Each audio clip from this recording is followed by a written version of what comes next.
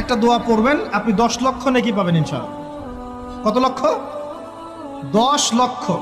দোয়াটা শিখাচ্ছি।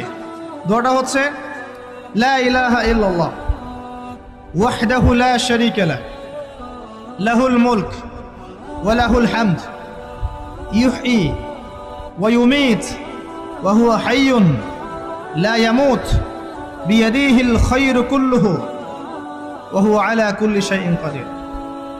একবার পড়লে